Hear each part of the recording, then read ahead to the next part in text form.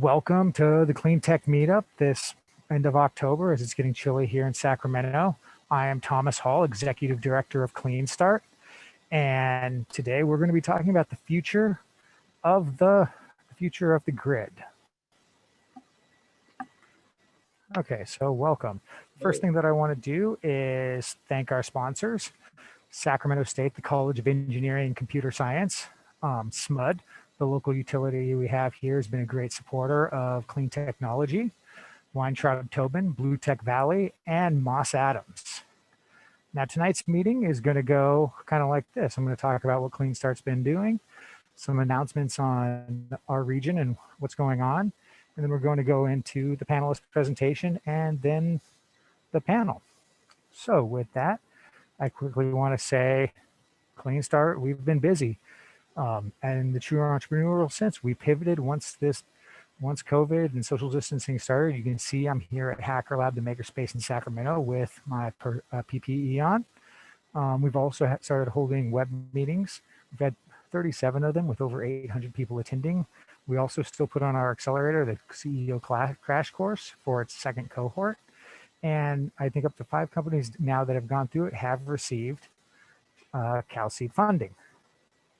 Now, what's happening in the Sacramento community? One, we have Clean Tech Spotlight Pitch Night. It's an investor pitch night, November 12th. Just so you know, all of these are linked in the slides. So you're going to want to jump into the slides and click them and register for them. Additionally, Moss Adams, it has a value creation website series. Go and register for that and go learn about how you can help build your startup. And another exciting thing is the DOE has a grant, $65 million grant for connected communities. That is really exciting because that means, we're getting more government investment into this space. And if you're curious about how do you go and write for these grants, well, there's a momentum video here that talks about how you would write, about how they advised people writing grants for California programs. Also, always go to cleanstart.org so you can check out what's happening. Wind Harvest International is doing a crowdfunding campaign for equity. Box Power just got a grant to work on microgrids, and Sacramento moved up the ACEE rankings to 16th from 20th. Our last meetup was underserved communities. Go check on that, watch the video. And we also have Global Entrepreneurship Week, a panel coming up with several entrepreneurs and engineers. And green drinks, I'm really excited about. That's where sustainability meetup. We're going to be talking about recycling solar. What happens to the end of life of solar? This might surprise you, but it does fall under a category of toxic waste after its useful life is over. So how do you follow all these things? Follow our calendar and go to cleanstart.org. And with that, we're going to kick off the future of the grid. Now, why is the grid important? I was sharing this with our panelists that everyone gets really excited about, energy generation, batteries, the new Tesla, but how all these work together with the intermittent power supply that renewables currently give. That's the grid. That's management. And Sacramento has some really ambitious goals in this area of renewables. That we have an energy storage mandate, which we want to get over 1 gigawatt of storage on the grid by 2024. You've heard about the zero emissions vehicles mandate, which our governor just doubled down, saying no ICE, internal combustion engine sales after 2035.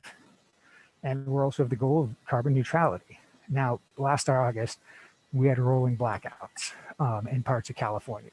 In parts of California, that was under ISO. Now, what happened? Now, I'd encourage people, if they can, to go and read Cal ISO and the CEC's report on it, along with the CPUC. But one of the things that I found that was really cool from it is there's something called demand response on the grid, which is where it's the flex your power alerts that you get. Now, how much energy did that save? That saved up to reported of 5 gigawatts. That is huge, and that's just by asking people. And this is a type of grid management and demand response. It is just asking people, but the future is going to be even more intricate and more automated, hopefully. And there's a lot of potential here, so much potential that for the first 9 months of 2020, we saw 74% more investment in grid technology, smart grid, battery storage, energy efficiency. 74% more investment than in 2019. And with that, I would like to welcome our three panelists: Astrid Atkinson, CEO and co-founder of Camus Energy; Atousa Yazdani, assistant professor of electrical engineering at Sac State; and Gerry Braun, founder and senior advisor of IRESN. And we're going to start off with Astrid Atkinson. She's the CEO and co-founder of Camus Energy, which provides software-based grid management as a service, combining real-time situational awareness, device control, and markets and pricing to support the transition to a distributed system operator model. Prior to Camus, she was a senior director of software engineering at Google, where she was an early leader in distributed systems reliability. And with that, I'm going to stop sharing my screen and let her take over. Hey, Thomas, thanks. Give me 1 sec while I start projecting.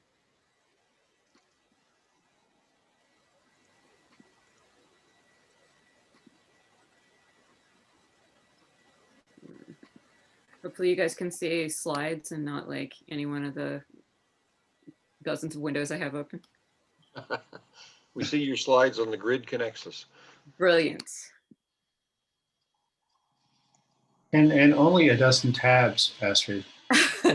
Well, that's because this is just like one of my windows. I keep my like 80 tabs open in my main window.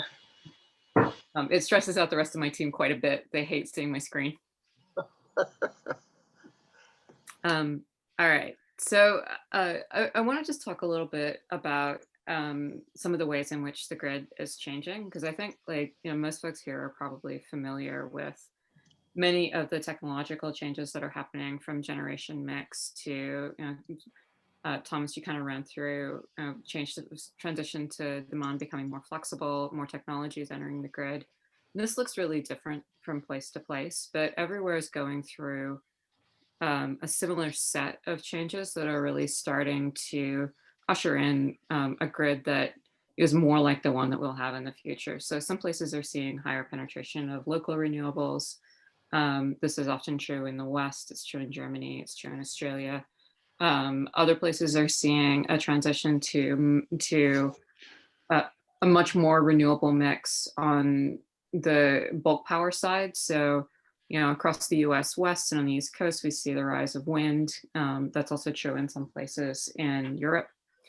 And in other places, we see, really big strides in terms of making better use of flexibility that's available on the grid. So the California Demand Response Program, which was able to help with bringing in 5 gigawatts of power reduction during the power events earlier this year, is a really good example. But actually, the UK is really far ahead in this. In some places, they're already running flexibility markets, which will actually pay people for services. And that's not just asking people to turn down their use of power, but also providing like automated marketplaces that can incent many providers to aggregate and dispatch flexibility as a capacity asset.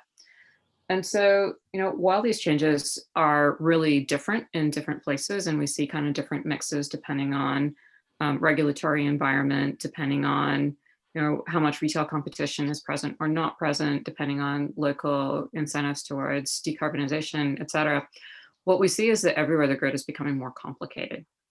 And so Michael from my team who's on this call is probably tired of hearing me say this at this point, but whenever things are becoming more complicated, that's a place where software can help, because ultimately, we're kind of looking at this transition from a grid, which is, operating with a relatively small number of control points, something which can be easily kind of modeled and managed on a single computer, that can be kind of modeled and managed within the heads of individual human operators, towards one that might have dozens to hundreds to millions of control points. And the goal as we think about making that transition is not necessarily whether or not there's one technology that will make the difference, because we know that if we really want to make a change towards decarbonizing our grids in the next 5 to 10 years, that the technology mix that we have today is probably the one that's going to need to get us there. The question is really like, how do we give the folks managing grids and energy environments tools to manage this additional complexity, and how do we get all of those pieces working well together? And so that's really where we see the role of software being critical and as really an enabler um, to helping all of these technologies work well together and work in concert with one another. And so that's really why we founded Camus, which is, we're named for the French philosopher, so it's kind of an annoying pronunciation. But it was really with the idea of bringing in the technology perspectives that we use for managing complex systems throughout the rest of the tech industry. The sorts of systems that power companies like Google and Facebook and YouTube and Uber and Apple, and kind of bringing these technologies for managing very complex distributed systems into the grid landscape. So one of the big changes that's happened in the software landscape in the last kind of particularly 10 years or so is really this transition towards, it's fundamentally towards a cloud-based model of computing where you can use a lot of machines to solve complex problems. And usually this comes as a software as a service package. So probably all of you here have worked with different software as a service offerings, whether it's Salesforce at your job or maybe Expensify, if you work for a startup and uses it to service expense reporting, or any one of a number of kind of hosted service offerings, which are becoming much more common, particularly in enterprise environments. But one of the things that model change gives us is this transition away from a version of software and kind of management software that like comes on a CD-ROM, gets installed by your IT team on a server in your server room, and then abandoned for the next like 5 to 10 years, except for every now and then when they roll out patches that almost always break the system rather than improving it. And that's kind of the traditional enterprise model, and that's still where a lot of our grid operators are. The utility industry has been a little slower than most to adopt modern software models, and that's for really good reasons. Like they have really high reliability requirements, they have really high security requirements and large cybersecurity concerns.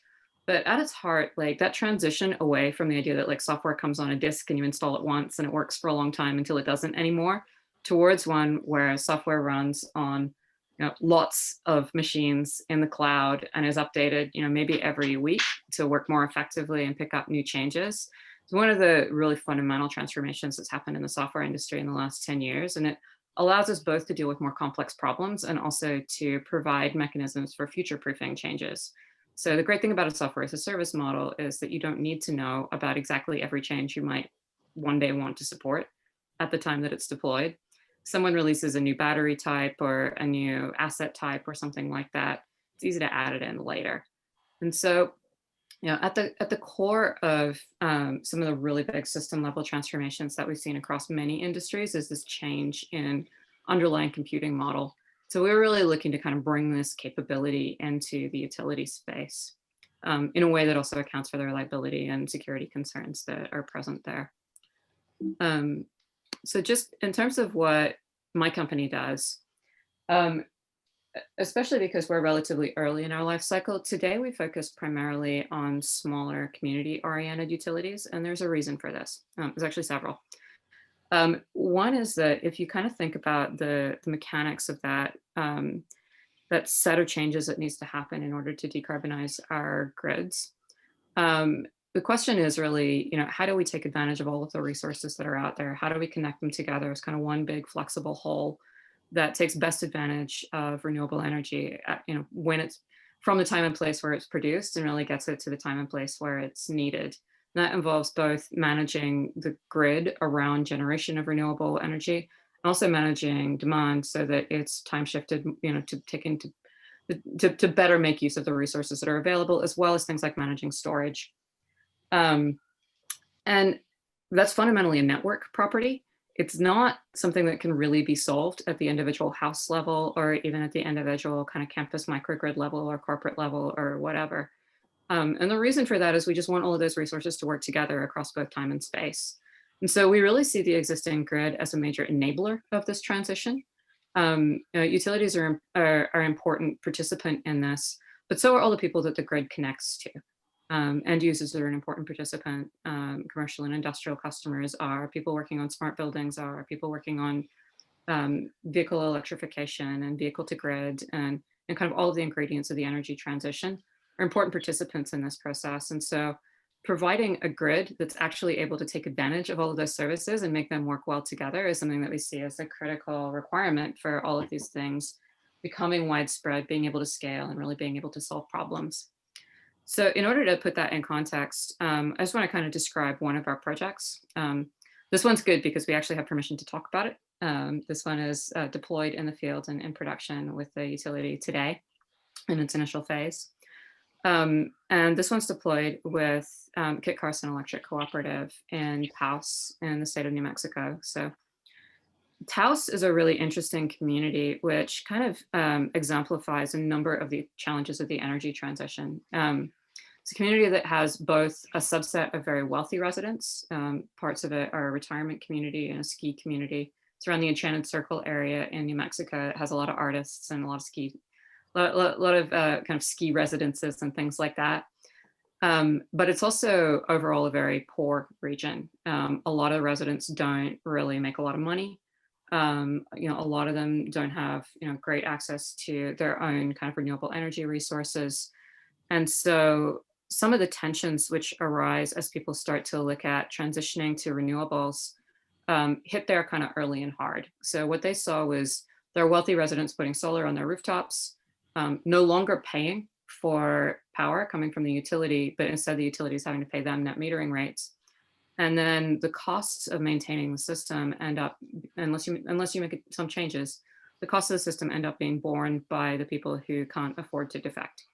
So this is sort of the traditional utility death spiral that people were, I think, a little bit more afraid of in the kind of 2010s, and perhaps still should be afraid of, because they saw this begin to really affect the economics of their grid.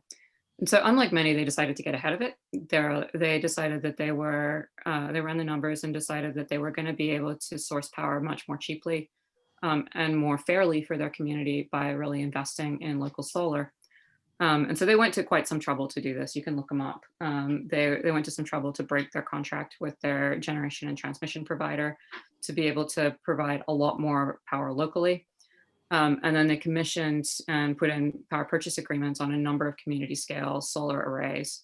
And so what that left them with was a grid that was making a very rapid transition to being primarily powered by local solar. And there's a few things that kind of shake out of that. One is that the cost of power almost halved. They went from paying about 9 to 10 cents a kilowatt hour for energy coming in from their previous provider to paying about 4.5 cents a kilowatt hour after their exit fees are paid for. And that incorporates both the cost of power that's coming in off the broader network and also power that's being sourced locally. It's about a 50% drop in costs for them, which can be passed along directly to their community in terms of rate reductions, which is pretty exciting for their community. The other thing that happens is that now that they have a lot of local solar coming on board, they're at the moment getting up to about 85% of their daytime load served from local solar. They set this goal that they wanted to get to 100% of their daytime load served by local solar by 2022. And they're actually going to beat that. They'll be there probably by next year, relatively early next year. And so now they're facing kind of all the operational challenges of a high renewable penetration grid much earlier than most. So their situation looks a lot more like places like Hawaii than it does like the kind of typical rural electric co-op. But this is really interesting from an evolution perspective because it starts to really push some changes. Like one is that their mix is overwhelmingly more renewable than it was, which is great because it helps them meet their carbon goals. Another is that things are cheaper, which is awesome. The cost differential means that they have some flexibility in terms of paying more for management technologies and also paying for services within their territory. And so they're exploring various options for procuring flexibility within their territory to help them make best use of this cheap local solar. But the flip side of this is that they also really need to manage those operational concerns because now they have solar power backflowing over substations that weren't designed for it. They have equipment loads that they didn't necessarily expect. They see some second order effects like, occasionally like one of their solar arrays turns itself off unexpectedly, probably because of voltage violations. They're still troubleshooting. And there's just this kind of additional set of considerations that really weren't something that their engineers or operations folks had to deal with before. So this is a place where software has a, potentially a really powerful role to play, because it gives them tools to help them manage all of these changes, with their existing workforce, which is all kind of local and isn't larger than it was before, and lets them to kind of take advantage of these changes while kind of managing the costs to their organization. So we started working with them about probably a bit more than a year ago. And they were the anchor customer for us in building our platform, which was, I guess, consists of, hang on, yay, 3 parts. And so the perspective that we've taken as a software organization is really like kind of a product focused perspective on building next generation grid management that can support this kind of transition. Because it's not isolated just to Kit Carson. This is something that we see for smaller utilities across the West. And in particular, at the community level, this is really powerful because they have financial incentives towards dropping rates for folks within the community, along with the flexibility to make their own rates and manage their own regulatory structure. Means that cooperatives in the West see a lot of change, or across the country see a lot of change, and also that they have a lot of flexibility to deal with it. So we're developing, we are in the process of developing and rolling out our platform with our first few set of kind of early customers. But we expect that this is something that can really scale up and also help manage grids basically under all circumstances. Our background as engineers is in managing global scale computing systems. So systems with up to millions of participants managed in real time, running kind of billions to hundreds of billions of dollars worth of business through them. And so, while that's not true for the co-ops that we work with today, it ultimately will be true for the grids that operate tomorrow and kind of carry us through this transition process of helping us take advantage of all of the resources that are kind of out there in the grid environment today. And so, of course, we're not the only folks who are looking at providing software for this kind of transition, but I do think that our perspective is a little bit special in the sense that we're really not looking to provide kind of a bolt-on capability to add renewables to the existing grid. What we're really doing rather is looking to provide the set of management capabilities that are really required to take advantage of this change. And so, briefly, that consists of a few different components. We began with real-time insight because when we talk to distribution operators about kind of managing through this process of transition, a lot of them told us something along the lines of, manage it, I can't even see it. And so what we found was that providing the capabilities to really see the change as it's happening is a pretty powerful lever towards folks who are looking to plan for change in the future, and really kind of helps them to be able to roll out those changes with confidence. The other things that we found to be really important in this process, we're taking a holistic view of what it means to manage a changing grid environment. So rather than just kind of looking at managing renewables to achieve certain goals, what we look at is really managing the grid as a whole, and kind of treating it as like kind of one big entity that needs to work well together. And we think, and that's a perspective that we see also being taken by the big guys like GE and Siemens and Schneider and so forth. So we're far from alone in that perspective, but we do have a little bit of I think a unique perspective on it because we've managed systems that work exactly this way in the past, and we know that have a pretty good idea of how to do it, and also that it can be very effective, that it can not just be as reliable as large centrally managed systems, but more so. And so really that's kind of what we're looking to bring into this grid environment. So I'll just kind of end by kind of talking about who benefits. So I think that any such change is really not just about kind of enabling the utility to make a change, but really also about making sure that everybody within the environment is able to benefit from that transition. Because at the end of the day, this transition has a lot of parts. There's a lot of technologies involved. There's a lot of folks looking to make a business model on providing services within this kind of new grid management paradigm. And so from our perspective, this is our work is really most effective when we are unlocking those capabilities for all the other people who want and need to participate. And so there's a few pieces to that. One of them is technological enablement, so just allowing utilities to sort of take advantage of these resources. And the other is economic incentives. So really providing the mechanism either through pricing incentives or local markets for utilities to be able to create markets or pay directly for these services and directly monetize them, so that that's something that other folks offering services within the smart grid environment can also take advantage of. And so, there's a lot more I could say about this, but I think I'll just stop there. I think it probably gives you guys a good idea of sort of where we're coming from and what we're all about. And I'm happy to answer any questions and kind of talk about that more as folks are interested. All right, thank you very much. I put the questions in the document, so we will be able to address them during the panel. Yeah, and they're on there, Astrid. They're in the chat, some of them at least. And so you can look there. We're going to be coming back to a discussion as soon as we finish the presentations here. Awesome. Next up, I would like to welcome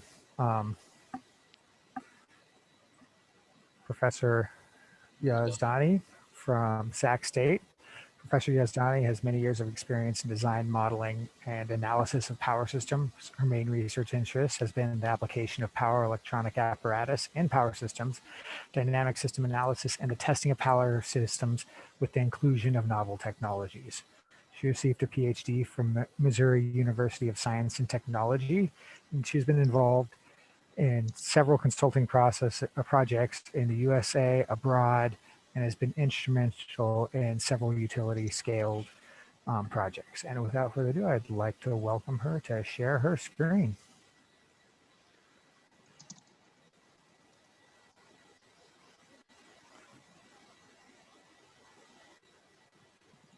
Thank you, Thomas.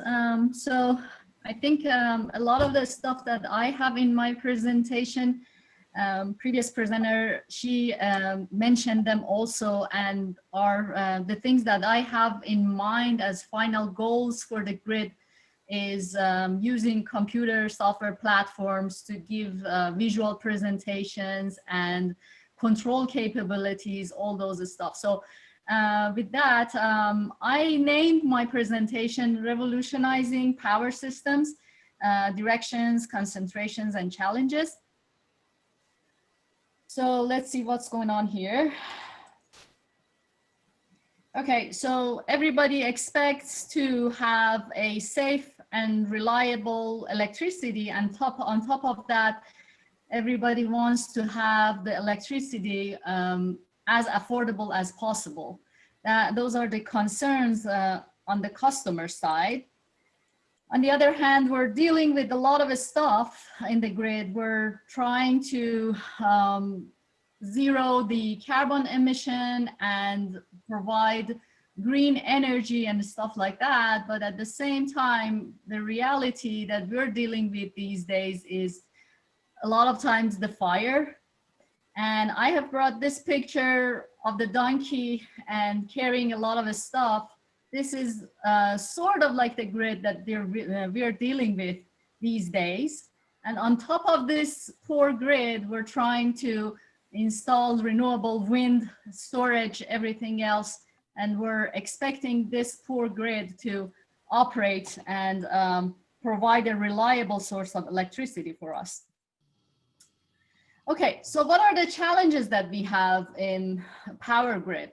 The power grid is the power grid that many, many years ago is installed, and we're using it. Not much has changed on the grid, so we're facing with aging. And in fact, some of my students did a research and linked some of the fires to one of the C-hooks that was broken from the utility.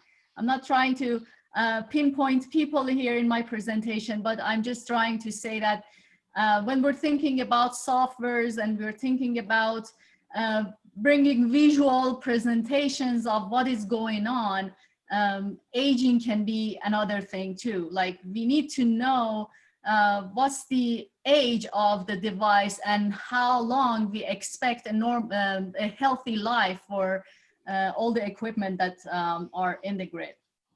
So on the other side, we are retiring a lot of mass generation, and we're bringing massless or inverter-based generations.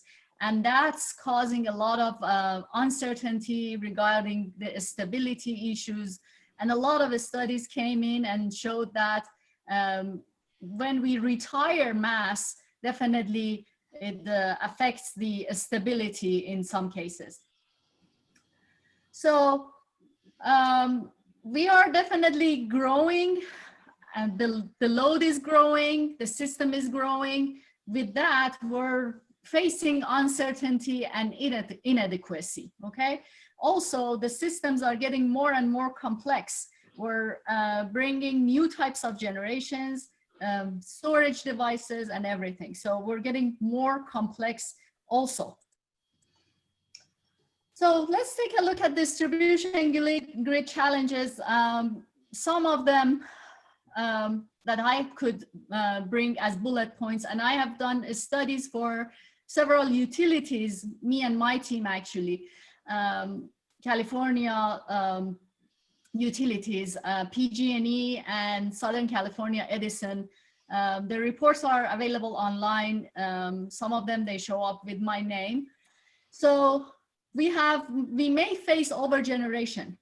There are days that sun is shining and there's not much load. Nobody is using the electricity that much. The bidirectional power flow and the issues that they may bring for protecting equipment, right? Voltage regulators and shunt capacitors may experience too many operations because the generation constantly is changing, right? Also, these devices, voltage regulating devices, are designed to operate for unidirectional power flow and not bidirectional power flow. So we're dealing with another challenge in there too. So we need to think about the settings of the voltage regulators and everything else. So larger scale challenges, decrease in system inertia and fault duty, and the issue that we're dealing with because we're having massless generation.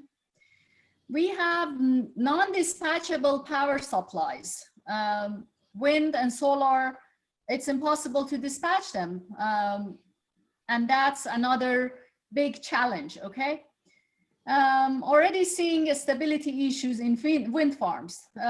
Wherever the wind blows, there's not too many customers there. So they have connected the customers through long and not so reliable electricity lines. So therefore, they imposed stability issues to the grid. This diagram that I'm showing here is showing some of the short-term issues and challenges and some of the long-term issues and challenges that we're facing. So I got it from the internet. You can search it and take a look at that report. That report is actually a very good report about these challenges. So what do we need to do? We need to take a look at the problems, variable and unpredictable source of energy not complying with the load. So the conventional power systems is designed to ramp up or ramp down based on the amount of load that the system has, but it's not the case when we're dealing with renewable energy. Generation oversupply and backflow, low inertia, exhausting voltage regulators, things like that. These are the things that we discussed in the previous slide too. So, but with all these challenges, whoever wants to install solar panels or wind generators, things like that, the only study that they do is a steady state overheating problem. They're as if everybody is concerned about the steady state problems that they may get imposed on the grid, and not so much about the stability, not so much maybe about the ramp up or ramp down of the electricity. So that's another challenge. So eventually, when we're dealing with a lot of challenges, what is the end issue that we're dealing with? We're dealing with loss of load. So this is the criteria that we need to look for, and we need to watch because we don't want to lose load, right? So here I've brought some graphs from the California ISO. The left-hand side graph is for the wind generation, and the right side graph is for the solar generation. Very sporadic, to me, very out of hands. Whenever they want to generate, they do. So no control. With that, I'm getting close to the famous dot curve. So what is this? Again, I brought this from the California ISO. If the net load is the red graph, right, and yellow is the solar, you see that whenever we have peaks in the load, the solar not much helping, right?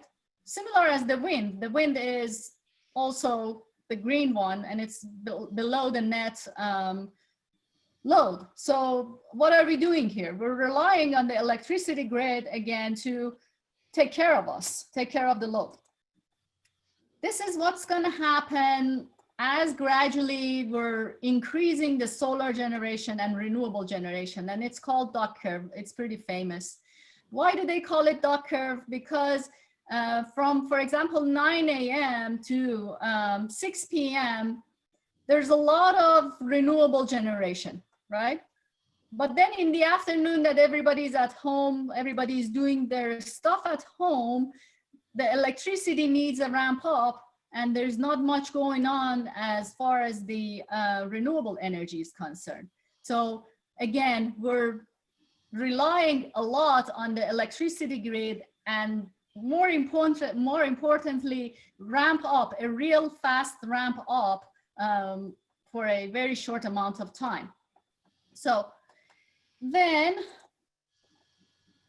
with a lot of renewable energy, there has been times that they are not beneficial to whoever starts putting them in. So we have pricing, negative pricing or oversupply.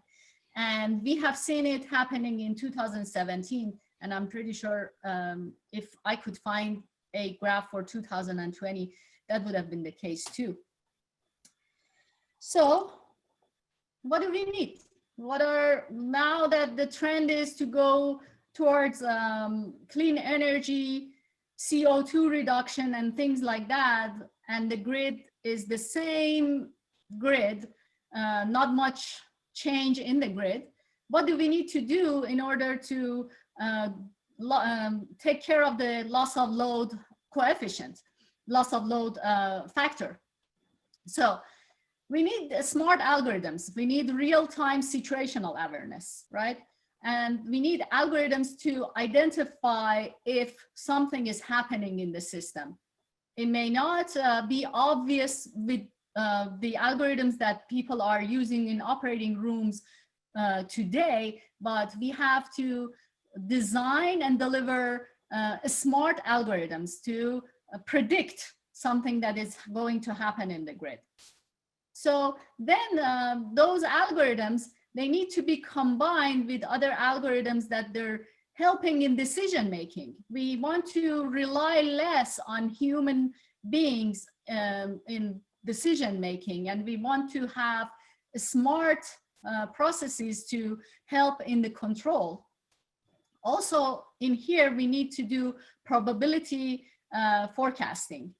We need to know how reliable our system would be with all the changes that we're imposing on the grid. Those will lead to flexibility in operation and control, and also resiliency. So these are the greatest things that could come up from putting software applications, smart algorithms in operation of the power system, and also visualizing what's happening in the system. Okay. As I said, different entities, they have different challenges and they have different concerns. So customers, they're just interested in paying less, and they're really having eyes on the quality of electricity. So as soon as the quality goes down, the complaints will go up. System planners, they're interested in post-event analysis and model validation. System operators, they're looking for ramp-up issues and resolving the issues with the ramp-up and system stability issues, okay? In this group of entities, we have reliability coordinators that they have their own indices and they're checking and making sure that utilities are complying with the rules and regulations. Okay, so again, utilizing the best of the existing grid, that's basically what we can do because, I mean, at the end of the day, we cannot spend too much money to change the whole grid, and the resiliency of the grid has to be a step by step project. So with that, we have fewer losses by redirecting excessive generation. So whenever we have too much renewable energy, we need to come up with ways to sort of dump the excessive energy into different places where they have higher loads, or we put storage, situational awareness tools using high resolution data by PMU installations, and then sophisticated communication platforms, resources for data analysis and programming. These are the things that absolutely required to provide situational awareness tools. And then finally, utilizing the renewable energy sources as a smart devices to support the grid operation. So we are dealing with inverters, we are dealing with power electronics. They're really good at getting commands from anywhere, right? So why not utilizing that? And in fact, we tested and researched some of the applications of voltage and reactive power control, right? So that's what it needs when we say smart inverters. What it needs is a little bit of reassessing of the rules that utilities are having right now when it comes to the operation of renewable energy and islanding. So system and data management requirements, obtaining wide area system dynamics information. What does it need? Wide area information input, which we need PMU or phasor measurement units with 30 samples data per second, as opposed to 5 samples per second. So right now, as I have discussed my colleagues in ISO and utilities, the sampling from the grid is 5 samples per second. But with PMU installation, we're going to have 30 samples per second. So a lot more resolution of the data. It's not just the electric data, not just current and voltage data that we need. We need non-electrical information also. We need weather, traffic, fire, earthquake, and everything to be integrated into the management system of the power grid. So with that, we need device management, system management, data management, a lot of work, right? And that takes us to interoperability concepts. So basically, the grid has to be managed and be visibly available throughout the entire grid, right? So when I say interoperability concepts, I'm referring to connectivity and effectiveness. I'm referring to efficiency, quality of service, and finally cybersecurity, right? Whenever we're imposing software platforms, we have the threat of cybersecurity. So that's another thing that we need to keep an eye on. So what is the issue with the interoperability? Ownership. So ownership is the main impact when it comes to WAMPAC. WAMPAC as in wide area monitoring, protection, and control, right?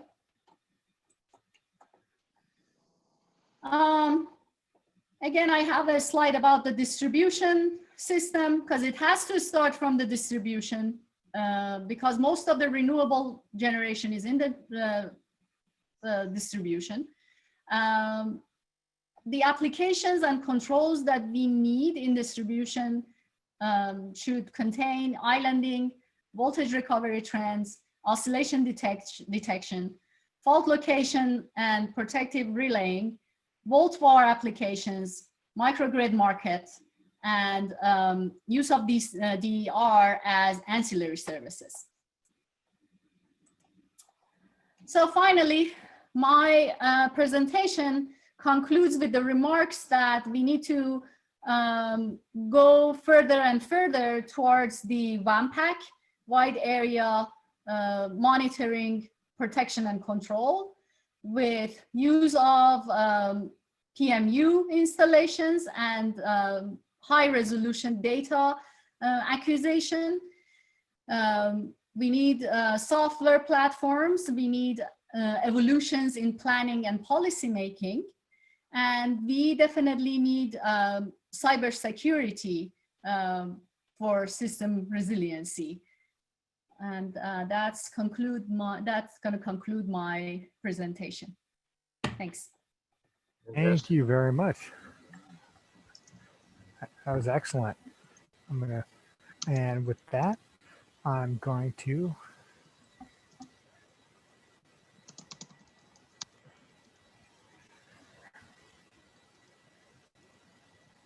I would like to welcome Gerry Braun, founder and senior advisor of IRESN, which is the Integrated Renewable Energy Systems Network, a registered nonprofit business working to inform holistic, clean local energy planning and collaborative implementation.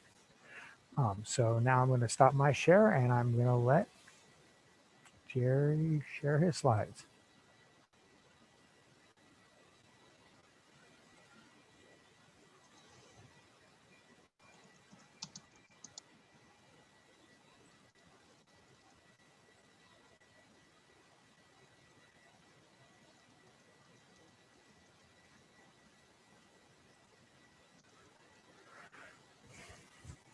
Thank you. Thank you very much. I think I'm unmuted. Thank you, Thomas. Really a pleasure and an honor to be with my two previous colleagues in this panel. And I think we're all pretty much saying similar things. Things are changing a lot faster than they've changed in the past in the utility sector, in the energy sector.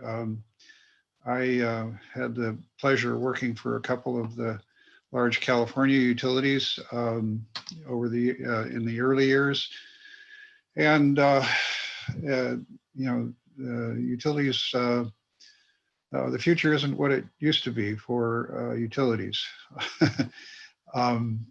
And so I've titled my talk, Skating to Where the Local Energy Puck Will Be, and that might sound like a really funny title if you don't know much about ice hockey. Wayne Gretzky, this is a kind of an adaptation of a comment by Wayne Gretzky, who was was an all-star hockey player, and he said, I don't skate to where the puck is, I skate to where it's going to be. And I think that's what we need to be doing in the energy sector, those of us who are thinking about it. And primarily what I'm going to do is to offer some ways of thinking about it. I told Thomas I would not to kind of go through a long list of things that I've been involved in. I will say IRESN is basically a merger of two not-for-profits, one of which is the California Alliance for Distributed Energy Resources, which was the Energy Commission started up almost 20 years ago. And the second is was part of the California Renewable Energy Center that I directed for a few years. And I started up a Renewable Energy Integration Collaborative as part of the center. And so we put the two things together, and that's what IRESN is. So one of the things that is changing that I think, really is, it doesn't get much attention in discussion where there's so much to talk about regarding energy systems. It's just, you can spend it used to be you could spend your whole career learning just part of the energy business with one type of utility or another, but now now there's so much more to learn.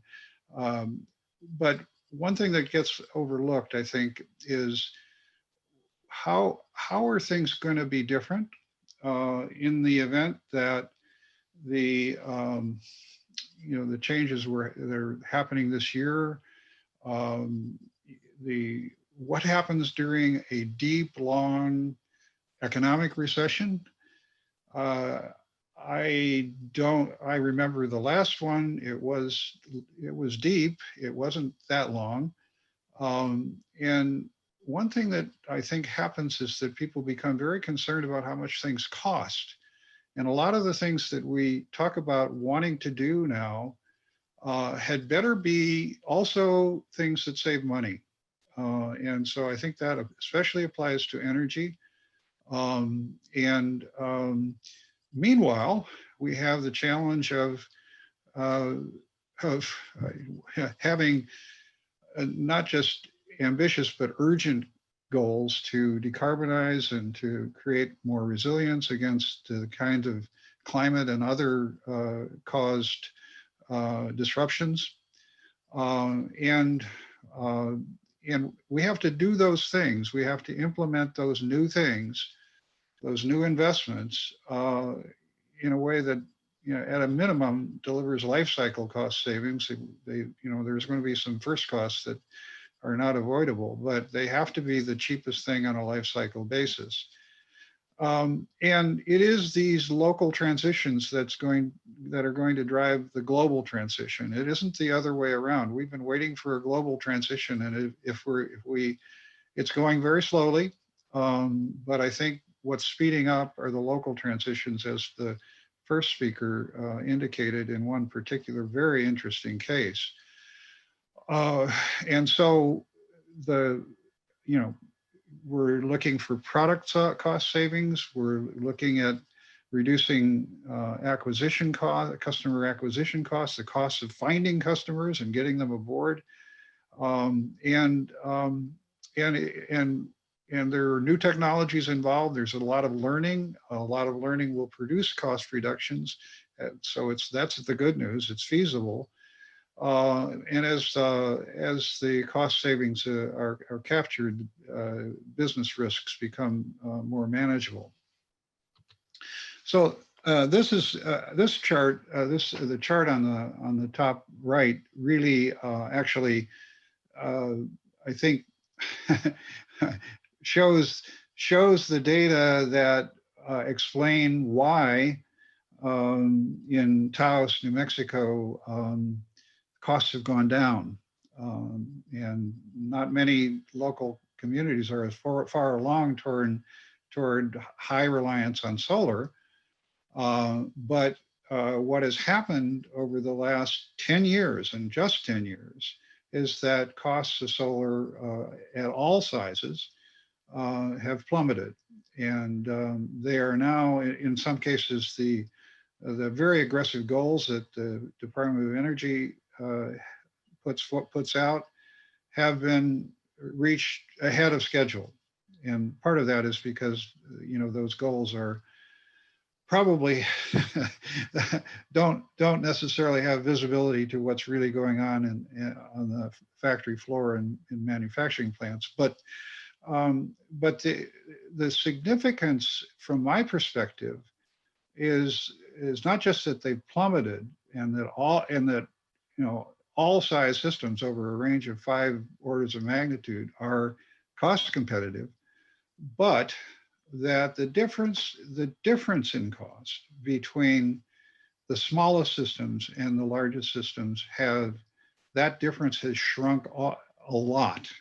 It's now reaching a point where the difference in between a huge solar power plant and its levelized costs and a rooftop system for a home, the levelized costs are less than the cost of high voltage transmission, the services of providing high voltage transmission. And that's a game changer. It's going to be very, very hard to adapt to that. Yeah, there's some serious market restructuring that is needed. I don't know whether it will happen. Either way, it changes the game, especially at the local level. So there's been a very fast cost shift, and basically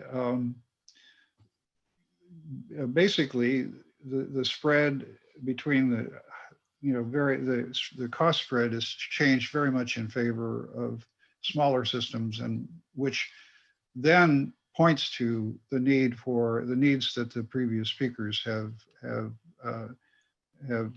addressed. There are other things that there's some other data that I think kind of calibrates what the previous speakers were saying.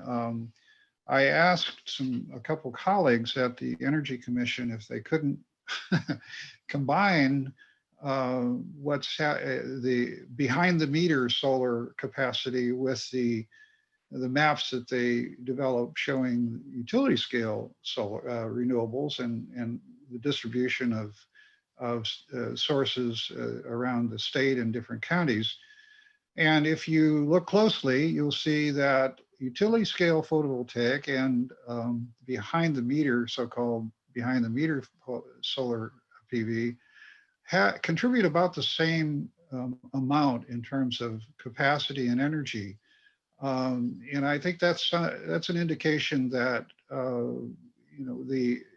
if I'm right about the cost shift, I think that the balance is probably going to shift in favor of maybe not behind the meter, but a combination of behind the meter and community solar. And I guess the other part of the map that I want to point to, that I want to just ask you to think about, is that the distribution of renewable sources is the mix of resources differs across the state, and every county is different. Not only is every county different, but there are several hundred municipalities. Every single one of them has a different energy profile than the one next door, let alone the ones far away. So there's a real need for locally focused planning.